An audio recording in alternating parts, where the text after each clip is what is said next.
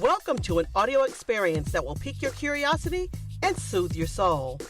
Join Dr. Dee Evans, your host, as she creates a space for women from all walks of life to reflect upon their life experiences with topics that range from love, spirituality, and pop culture. These discussions will engage and support you on your journey of wholeness and freedom. Welcome to the Hey Sis podcast. Hey, y'all. Thank you for listening to the Hey Sis podcast. I am your host, Dr. Dee Evans. And in today's podcast, I want to talk about creating space or creating boundaries rather in defined spaces for friends. And I want to base this off of, I think, a statement that we all fear to hear, whether it be in a friendship or a romantic type of relationship.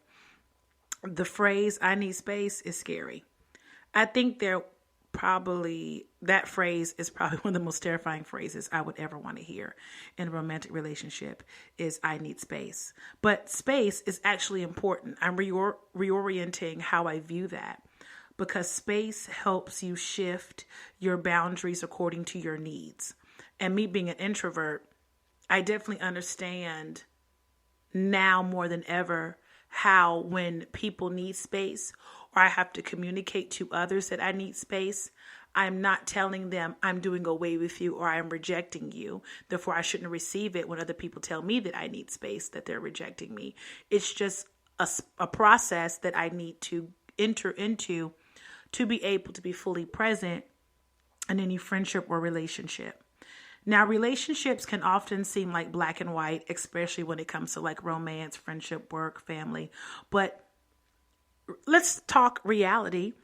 Each relationship that we have has a predefined boundary that has a rhythm.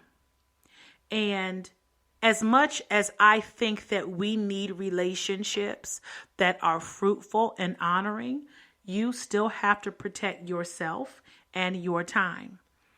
Let me go ahead and free you. You can take as much space and as much time to gather yourself with any relationship at any time as much as you want.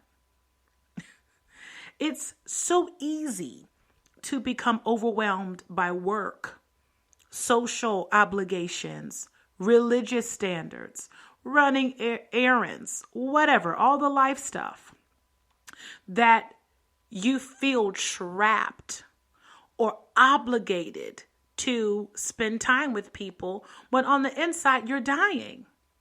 And in order to function in your purpose in life and take time for your friends, because we need our relationships. You have to make a conscious decision to protect your soul, to protect your spirit, and stop saying yes to social activities and friendships that will leave you drained. Instead, setting boundaries for your life so that you can feel excited about talking to your friends, to your spouse. Let's be honest. Is it really fun to say no when someone invites you out for a drink and I don't know, a slice of pizza on a really nice summer day? Not really. But do you need to say no sometimes if you need to protect your energy and rest? Yes. But what if I told you there really is a way for you to protect yourself, your energy, to rest, to recoup, and still make time for the people that you love? That's why I emphasize the beauty of boundaries, especially in covenant relationships. When I was in a place where my boundaries were not clear, I struggled with completing the tasks that I needed to complete in an emotional state that I needed to be in because I felt obligated to have to be there for other people or obligated to do things in a way that pushed me, or to the extent it became manipulation, it became control, right? Or rather, let me say, I realized it was manipulative. I realized it was controlling. But even coming out of those particular situations, because I won't even call them relationships, those situations, I realized there's a anxiety that comes over me, or that came over me, related to how I wanted to belong. But sometimes I was too tired to actually fit in with the people I belonged or wanted to belong to, because I'm exhausted. My energy's drained. And it wasn't until I learned, number one, the power of covenant relationships, and number two, the power of boundaries. So what is a covenant friendship? Like I said before, if you've heard me on my podcast, if it's your first time, what's up? But a covenant is not just a friendship. It's sacred. It's like when you stand before God and say, this is my friend, I'm going to hold them accountable and I love them. It's more than acquaintance. It's covenant friendships / relationships are fulfilling, and they're with people who you know God has put in your life because of how they treat you. They're friendships that call you up. These friendships involve people that ask you the tough questions. There are people that tell you what you need to hear. These are the people that your children call auntie and uncle. These are the people that when you are in crisis, you go to. Again, covenant friendship is not acquaintanceship. It's not a one-sided friendship. It's not unequal. It's mutual. So you can't consider someone a covenant friend or a covenant relationship if they got a gram of envy or jealousy. That won't work in covenant friendships. It's mutual respect, mutual honor. And sometimes covenant friendships don't look like day-to-day conversations. It looks like boundaries. It looks like, hey, every Monday at 6, we're going to meet and talk about our life, right? It's the friendship that you are intentional about because you belong. You feel like, oh my God, I know God put you in my life. I want to honor this relationship. And the enemy hates covenant relationships. The enemy hates it. He does not want you to belong. Remember, the enemy doesn't want us to be a body. The enemy does not want us to be a body of Christ. He wants us to be a part, an arm of Christ, but he don't want everybody to be unified. Covenants or covenant friendships are made to sustain disagreement. They're made to sustain conflict. A lot of us have removed ourselves from friendships that were really God defined and God ordained. But because of our immaturity at one point in time, we exited that relationship prematurely. At times, I'm still flabbergasted by how important relationships are to us. I'm an introvert. I'm the first person to tell you I gather my strength by being alone. But once I put boundaries in place, once I defined my sacred spaces, I found that I still am an introvert, but I thrive in covenant friendships and relationships that are fulfilling for me. Before, I thought I was just going to be kind of isolated and alone, but that was only because I was in friendships with individuals that, number one, weren't covenant, that had, like I said, some ulterior motives, but really, it just wasn't a covenant friendship. I'm looking for something else, and I'll just put it like that. Some people are friends that we choose because we have common interests. And then there are relationships that are defined by God for his kingdom purposes. I'll put it like that. So covenant relationships are not always something that's goody, like it makes your heart leap. Although it does make my heart leap, but in a sense that sometimes covenant relationships can look beautiful.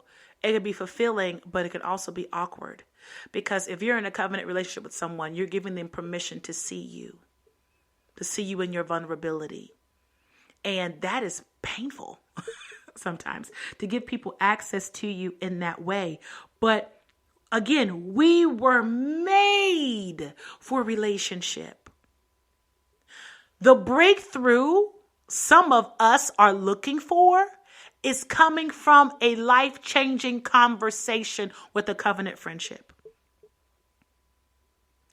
I believe we can be provoked into our destiny, into the greatest breakthrough of our lives, into the inner healing that we need, into the deliverance that we need in covenant relationships, because they are relationships designed to propel us to our destiny.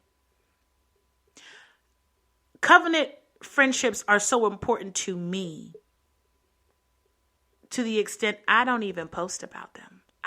Because I protect them. I don't need no outside voices. I don't need applause. I don't need comments, likes. I don't need none of that. My ability, no, let me say that. Let me not say that. The Holy Spirit revealed to me how important covenant relationships are. And it's also been backed by the breakthrough I've had in my own life. So I've seen it with my own eyes, okay? And I am protective over my friendships.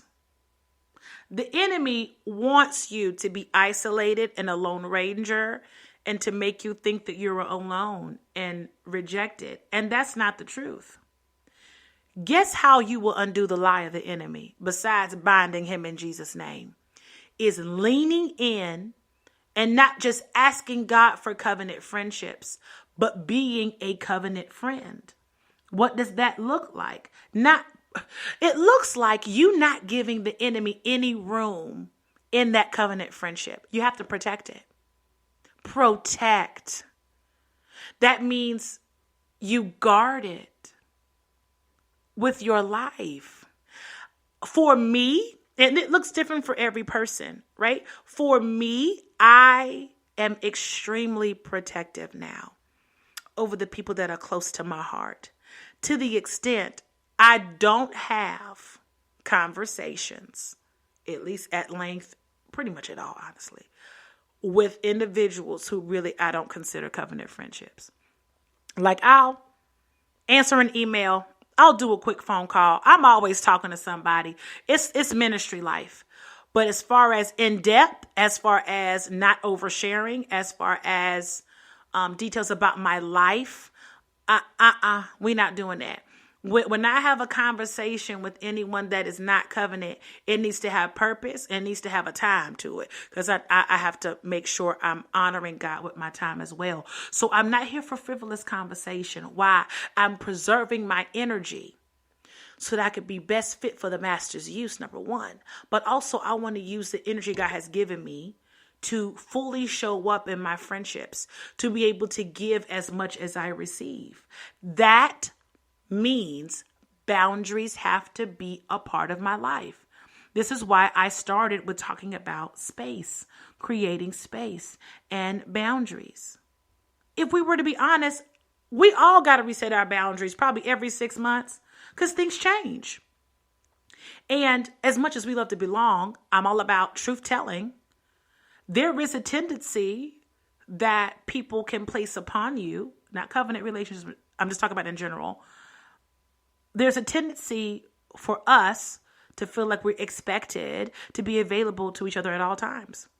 But we're not ER doctors. We don't need to constantly be on call.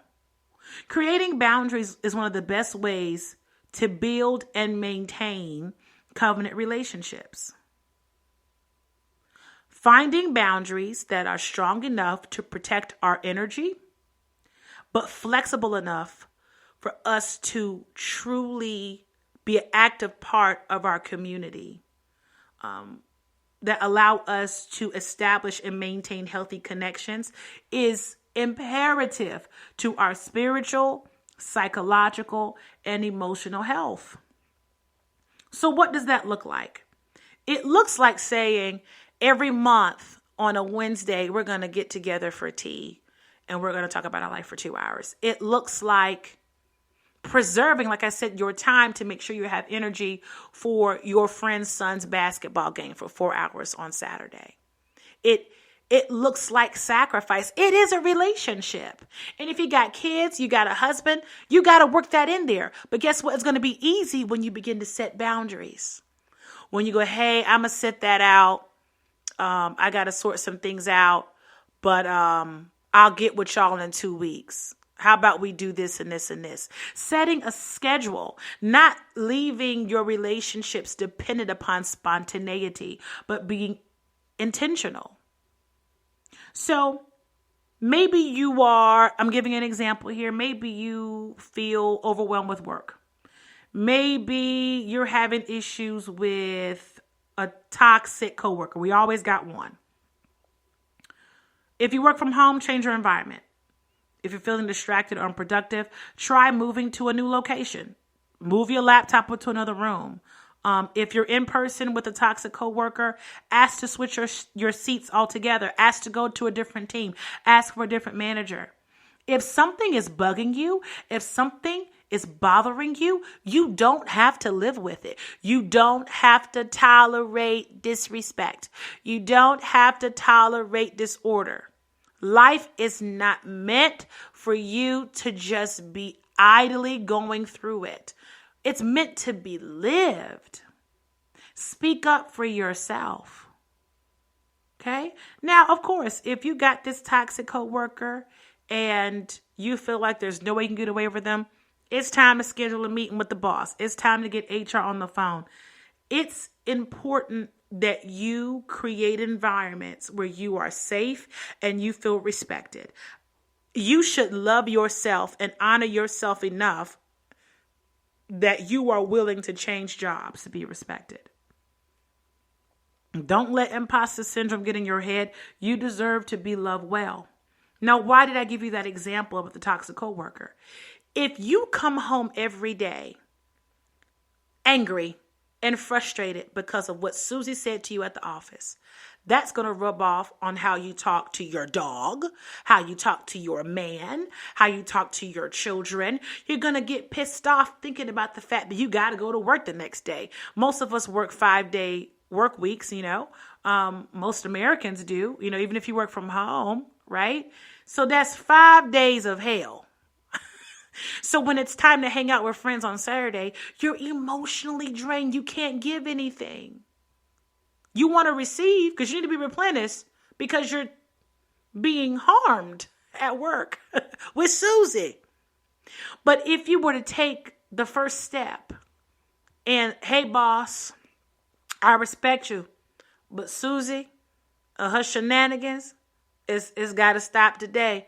Let's switch these seats. I need to go to a different team. There's nothing wrong in speaking up for yourself. Let's say your boss agrees. Okay, I'll move you from Susie. I'm so sorry you're experiencing that. Now you feel better about your job. You feel better about the work that you do. Now you can communicate better with your husband. Now you have a freer space to be creative. Now, when it comes to can we hang out on Saturday, you're not like, I want to, but I'm so tired. I just want to be in the bed. I had a long work week. Now you have more energy. Now you see the bright side of things. Y'all, it's important for you to understand boundaries. And again, creating space, right? I talked about that. Creating space. Space is good. In friendships, what can a boundary look like in this particular context? I said planned get-togethers, but also listening when you communicate. So I guess what I'm trying to say is effective communication. So not using phrases like, let's hang out soon. Or using passive-aggressive statements like, oh, we never hang out. Hey, do you have space next week at this time? Or, hey, are you free on a Thursday in the morning this month? Being specific. Make a specific time to see a movie, grab coffee, even send them a text once a week. That can help maintain a friendship, right?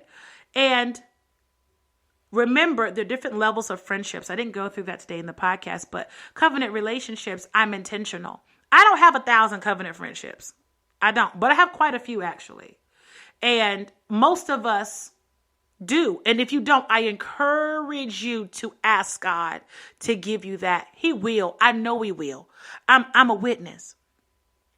When you have covenant friendships, again, like I said, you center your life around that. And it's beautiful because you realize you're not in it alone. It is the body, right? So effectively communicating, being upfront and honest, that helps you see yourself rightly. And it also helps you be an active part of the body, not just a recipient or on the receiving end of being a part of the body of Christ. Does that make sense? We always pray for good friendships, but are you a good friend? And when you're intentional in covenant relationships, like, hey, I'm going to text and talk to you. I want to be honest with you about what's going on in my life.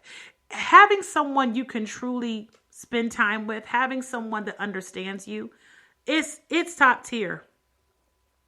It's top tier. And in my opinion, that's what love is. Biblical concepts of love have really nothing to do with our comfort, but that's another conversation. It has to do with surrender, sacrifice, submission. We practice the love of God in our covenant friendships, in our relationships. The devil is busy. He will use passive aggressive tactics. The enemy will try to creep in with all types of stuff to get covenant friendships to break up so that we can't be a unified body. But I'm telling you, even if you listen to the prophetic podcast I had at the beginning of the year, one of the things God showed me was that he was bringing people together. Oh gosh, yes. And we have to maintain the relationships and the networks that God is bringing us into. How do we do that? Through creating space for covenant friendships, and then also creating space for acquaintances. That can also be effective and very life-giving when, guess what? You have boundaries. Expect warfare in your covenant friendships and relationships. Why? The devil does not want you to belong. He wants you to be a lone ranger because the wolf can eat you real quick when you're not in community. My whole life has changed since I've embraced this even the more. And I want that for everybody. I want everybody in a covenant friendship. I want everybody healed and functioning in their purpose. I do. But I'm not going to lie to you and say that it wasn't a process. I'm not going to lie to you and say it didn't take a lot of therapy because I'm still in it. What I can say to you is it's worth the intentionality. And it's going to take intentionality. I'm a content creator. I'm an influencer. I got this podcast. I preach. I got clients. It's a lot going on. And so I have to, my boundaries are my life because I understand how important it is to belong and to also give and be functional. And it is life-giving. And I'm okay with sacrificing because that is love. And I'm also okay with receiving sacrifices or being the recipient of a sacrifice of someone else's love. That's everything. And there are things I don't make time for. I'm bold enough to say it, and I'm okay with it. There are some calls that just won't be returned. I'll voice note you. I'll send you a text. It's no shade. I just know the rhythm of my life. That's how I can say it. I know the rhythm. And I make time for what I want to make time for. And even though I'm not an ER doc, I believe in a triage. And everybody doesn't deserve the same level of response or, the same level of response. Everybody doesn't deserve that. It's a hierarchy over here. I'm joking, but I'm not. But it's boundaries. Communication is like a spiritual gift. And what you'll find in covenant relationships is that I mentioned this before, you're vulnerable. but it teaches you about you. And it's a perfect way for you to see God's love for you through people. How else we going to see it? So if I could give you a few quick tips on how to create or cultivate covenant friendship, focus on God. Make God the priority. God has to be the center. Be honest with people. I believe that being honest is a part of being godly, not just integrity, but I think it's godly, it's holy. Be a place of refuge for people. I would suggest that you seek people out. If God put them on your heart, tell them, hey, I woke up this morning, you were in my spirit. I felt that when I said it. Reach out. Let people know that they matter to you. Not just what they can give you, but they matter. Their person matters. I would say become future obsessed. Just boundary setting in a futuristic sense. Like, for instance, I got some friends that are out of town and I know they're going to be out of town for a while. And I'm already making plans to see them when they get back because I love them. They're my friends. They're my covenant friendships. I want to see you.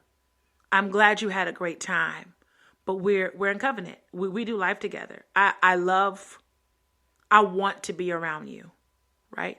I want to extend my love to you. I want to grow with you. That's a beautiful thing.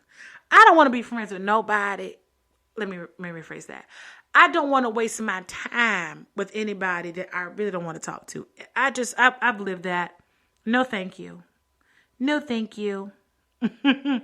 I want to thrive in relationship with people that have the same focus, to love God, to be good people. Okay, I'm focusing on being wealthy, and I'm not talking about just financially. I'm focusing on being more well-rounded as an individual. Now, I'm going to end this podcast. I've kind of talked a little bit more than I anticipated. But let me say this. One of the most powerful things that God has ever said to me in worship is, D, I like you. I mean, I have bawled. I have just bawled. Cried my eyes out hearing that. Because, like I said, I believe you see God's love for you through people. And I show God's love by extending it to people. And my prayer has been, Lord, I want you to show me your love. Not just in prayer, not just when I speak to you, not just in our relationship, but also I want to see your love through people. I know what church hurt is. I know what betrayal is. I know ugly, toxic relationships. I know what that is. I want to know you through the power of friendship. I want to learn you through the power of covenant. I want to know you through the power of doing life with people. I want to know you through that Greek word koinonia. And that was my intention. I set that as a prayer request. I labored, I fasted for that. And the Lord has met me. And yes, He's answered the request. And also He's revealed to me what I need to do to maintain it as well. I reposted something on the internet. It was a quote from Proverbs. It was about anger. Basically just saying a wise man doesn't pretty much vocalize their anger. Proverbs 30:11. Fools vent their anger, but the wise quietly hold it back. I've learned covenant friendships. It's not about just, I'm going to tell them the truth. I don't care what they say. Covenant friendships are so intentional that it's truthful, but it's not brutal. It's not brutal honesty. It's the beauty of being authentic. It's the beauty of being open and vulnerable. It's not oversharing. It's love. Right? It's not attention seeking. It's belonging. I believe the Lord is really going to teach us through whatever is coming in 2024, whatever is happening in our nation. I just believe he's going to show us himself through the power of relationship, which is why I believe it's important for us to make space. Making space, creating boundaries rather, and define spaces is the key to maintaining and cultivating covenant friendships and relationships. And it's going to make our life better. It's going to make our life better. It's going to make us better Christians, better people. And I think it's going to help us walk in our purpose, in our God-given purpose. Yeah. And not just purpose. Yeah, I want to make that distinction. In our God-given purpose. Yeah. Y'all, check me out at thedeevans.com. Send me a comment or two at contact@thedeevans. My socials on all the social media sites are Hey Dr. D. Check me out on Threads. I be on there talking or whatever. And thank you for tuning in. Until next time, see you guys. Thank you for listening to the Hey Sis podcast. Continue the conversation by visiting www.thedeevans.com and follow us for more updates.